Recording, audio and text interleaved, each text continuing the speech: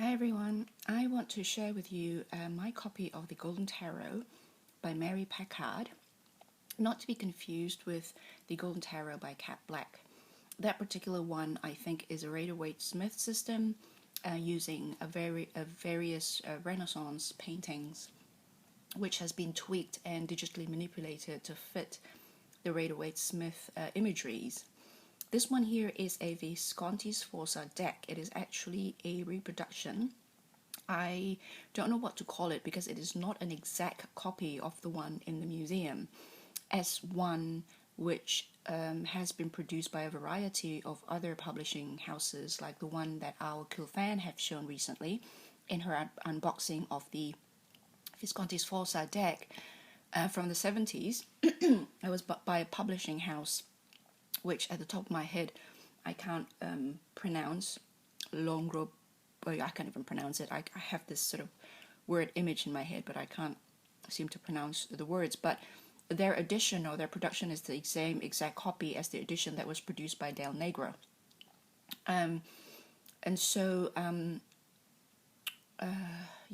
So when I first saw her picture of it, I was very excited and I jumped ahead. When someone asked what deck, I sort of just somehow assume it's the Golden Tarot. I mean, this deck, this particular modern sort of tidied up version of the Visconti-Sforza deck. And then I saw this sort of burgundy-like leather book-like casing around the corner of her picture, and I suddenly realized she has the vintage one, the one which reproduced each card as in their condition at the time in the museum, so it has all the worn out pieces on the surface. This particular one is not only a remaking but restored almost images, so in that sense it's not quote unquote original, but in another sense it would have been perhaps the nearest approximation of what the restorative artists would have imagined the deck to be. Now in the variety of production houses would employ a variety of different artists to fill in the gap with the cards that's missing. So I think in this instance, I can't remember and don't quote me on it because it's been a while since I researched this deck. A few of the cards, I think the Tower and the Devil, are actually missing in the original collection, and so they have to, each publishing houses will have to hire their own artists, and I think I can almost be certain that this particular Devil has been added in because the original's gone, and each of your artists that you commissioned will have their own take in terms of how they imagined the Devil card would have looked like in this collection, for example. And in a couple of other collections, it's a Tower, and there's more than one card missing actually. And of course with the pips it's a lot easier to reproduce because they're non-scenic.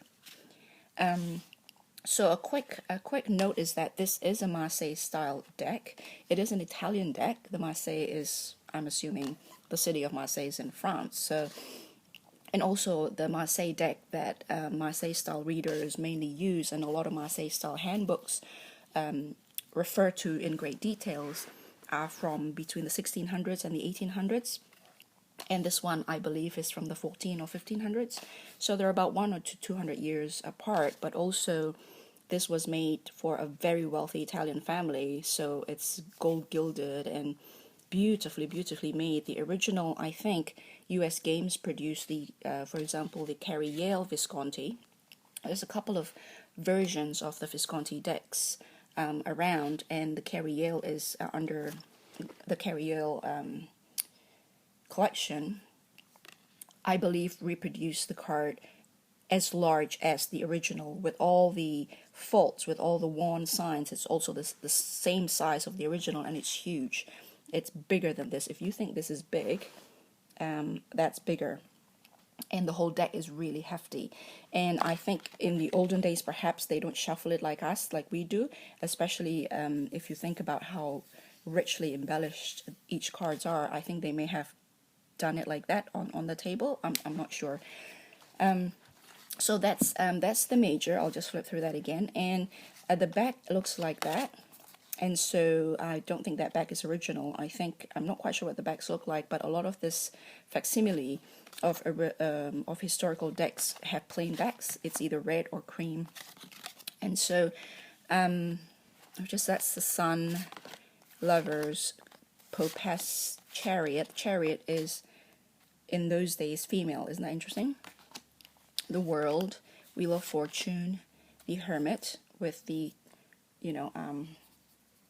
hourglass instead of the lantern. That's the Emperor, the Moon, the Magician, or the as they call it, the street show person. Death, Empress, Pope, Judgment, Devil, Star, Hangman, Tower, Justice, Temperance, the Fool, and Strength. Yes, it is a bit, I think it's probably fashioned after Hercules, I'm not sure.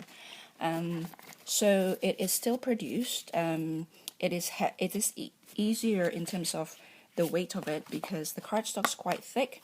It feels a little naked, but it's still beautifully shoveled.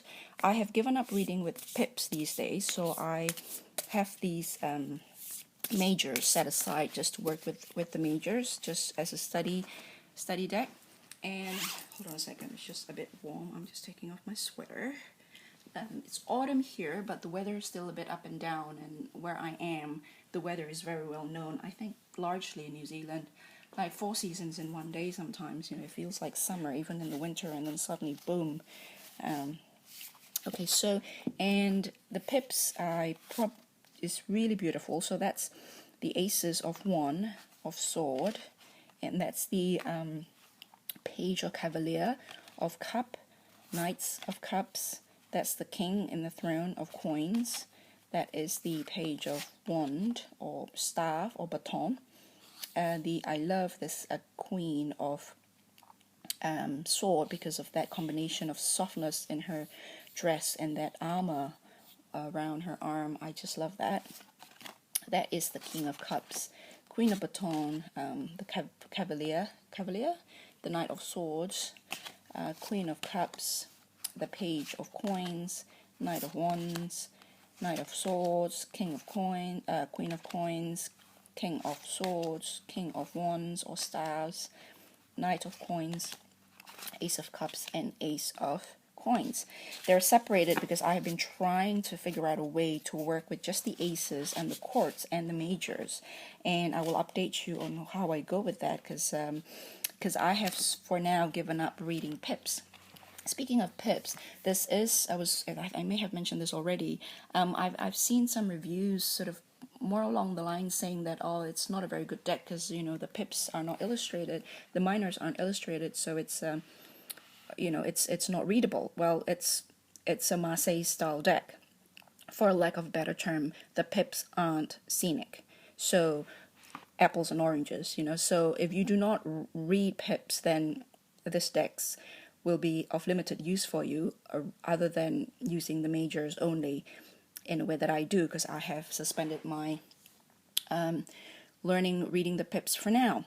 And so the book is really good. Look, it's really well crafted. It is a show deck, I think. I think the fact that the publisher mainly produces, at least at that time, coffee table books really shows. The handbook is beautiful. It is fully colored, reproduced. The pages are sort of this greenish, creamish, not stark white, and then there's a really good segment here of history, just a bit of history. I really like it. It's really good. I read through it. It's basically a snapshot. It is not an exhaustive resource of these things, but it's really, for a book this small, it is a really good snapshot. And so it doesn't start talking about the cards until there. So 48, 48, 49 is when it starts talking about the cards, starting with the Fool. And so, and each of the explanation is very, very short, but quite useful. Let me read this out to you. The Empress, in her right hand, the Empress holds a scepter, and in her left a shield emblazoned with a black eagle. the heraldic device of the Holy Roman Empire, of the Holy Roman Emperor and his wife. This is the first card to combine the heraldic devices of both the Visconti and Sforza families. The empress wore a robe on which are etched 3 interlaced diamond rings that represent the Sforza family, and on her head she wears the Visconti crown. As the Earth Mother archetype, the Empress embodies female attractiveness and fertility. Combined with her crown, scepter, and shield, she is the personification of feminine power. Okay, so all that is the usual stuff that we all kind of gathered from little white books everywhere, right? But what I found to be quite good is that other bit about the scepter, about the ring, about the crown, the shield, and how the two families, the Viscontis and the Sforzas, symbolism is gathered in this particular card.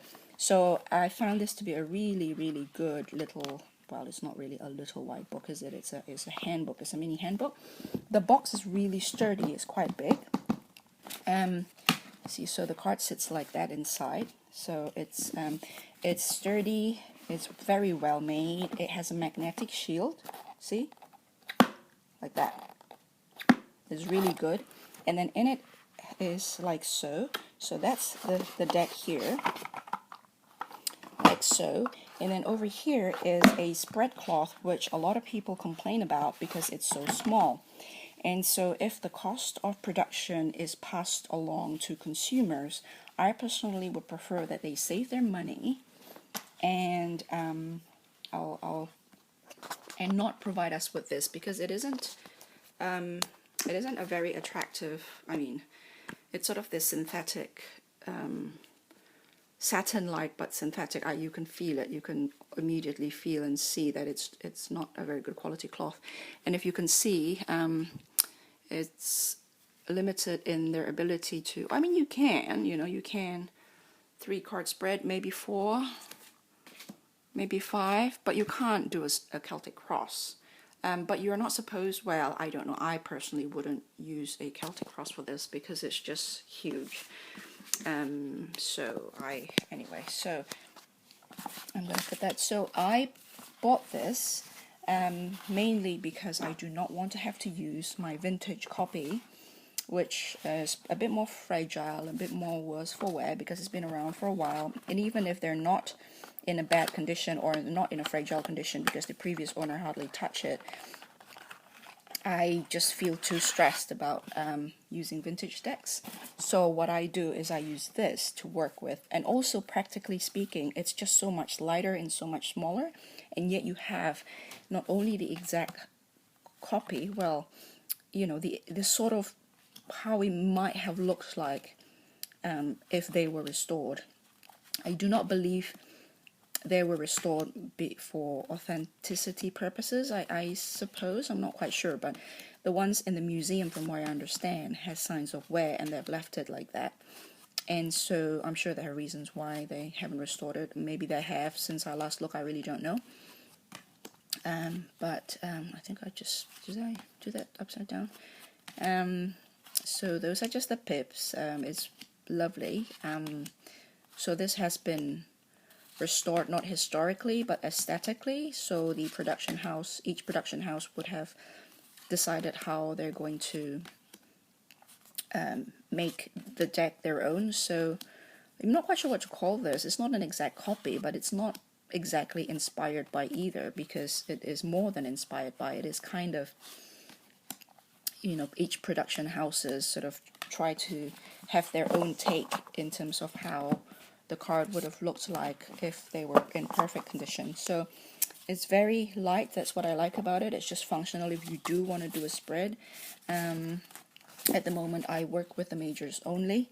For example, looking at the aspect of the lovers, which I am intensely studying this year as my major arcana for this year to study. In this case, obviously, there's that sort of, you know, the blind Cupid, a bit like Justice, and then that sort of almost, yeah, I'll talk about that in my Translating Worldviews series about the Lovers card. And so that is the Golden Tarot, or the Visconti-Sforza deck by Mary Packard and Race Point Publishing. So highly recommend it if you would like to start learning how to read pips, or you would like a reference deck but you're not willing to spend the time, the energy, or the money obtaining vintage ones, or if history of the physical card doesn't really matter to you. This is a easily purchased, easily repurchased, and easily used and played with copy of the Visconti-Sforza deck. And just judging from the fact that I very quickly confused Gulfan's original vintage with this one, I think shows that these guys have done quite a good job. The gold is not blingy, but it's not matte, but it's that sort of, but it has this madness about the gold, but yet you can feel it's gold, which is quite, for some reason, that's quite rare with cards. I'm not quite sure why. And I think a lot of people like that feature of it, because Los Scarabeo has theirs, and the gold are quite bling. This one's very matted, very muted gold, but it's gold. And so that's the other thing why I like, and I think a lot of people like that as well. And so that's the Golden Tarot. I'm glad they call it the Golden Tarot, so that they're quite frank about their reworking of the Visconti-Sforza by not calling it the Visconti-Sforza deck, but the Golden Tarot with the Visconti-Sforza deck as a subtitle. But it is effectively about as close as a Visconti-Sforza deck you can get, other than the minor sort of reconstruction or re-embellishment to return it to what could have been the original deck. This is about as close as you can get to it. So yeah, I hope you enjoy that, and if you do decide to get this, I would love to know what you think, because I'm still trying to figure out how I'm going to work with pips. I would love to hear what you all think about this deck if you do decide to get it. Bye!